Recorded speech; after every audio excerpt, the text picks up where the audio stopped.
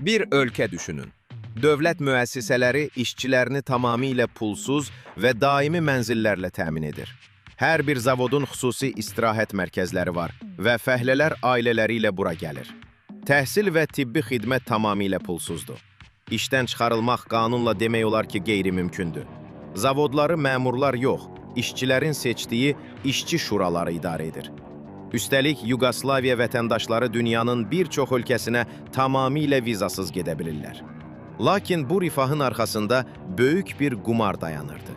Yugoslaviya lideri Tito, Stalindən ehtiyat edərək Amerikadan külli miqdarda borc alır ki, hərbi xərcləri ödəsin. Həm də zavodlarda zərər olduqca, bunu daxili vəsaitlə yox, alınan borclarla bağlayırdı.